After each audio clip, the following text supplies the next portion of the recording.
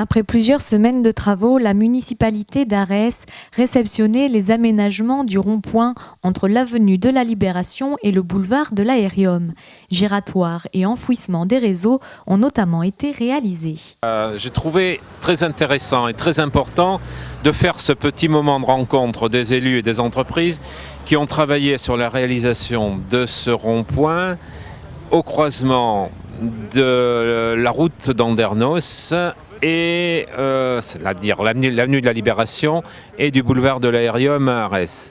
C'est un croisement excessivement dangereux que je vivais avec difficulté depuis plus de 20 ans parce qu'on y a eu beaucoup d'accidents, on y a eu des accidents mortels et on n'avait jamais trouvé la solution pour sécuriser ce rond-point. Alors c'est un croisement qui, effectivement, sur la route d'Andernos, il y a 12 000 véhicules entrants et 12 000 véhicules en moyenne dans l'année.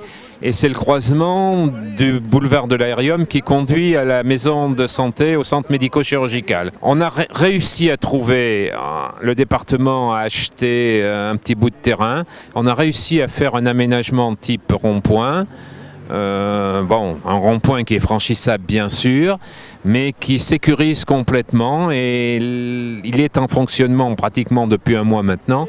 Et tous les gens qui y passent font part de leur satisfaction parce qu'ils y passent avec un sentiment de sécurité maintenant. C'est une opération qui est faite sous maîtrise d'ouvrage communale, qui a coûté en gros 125 000 € à la commune, tout compris. Il y aura une subvention du département d'environ 30 000 €. Ça a permis aussi d'aménager les bas-côtés et les commerces qui entourent ce rond-point.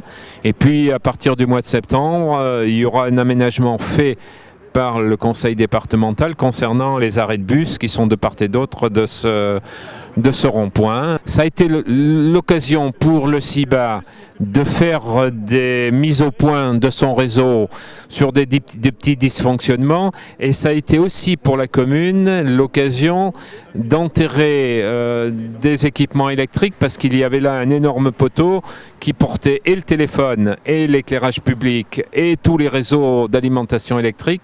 Donc tout ça, ça a été enterré à la charge de la commune. Mais voilà, on a un croisement qui est propre.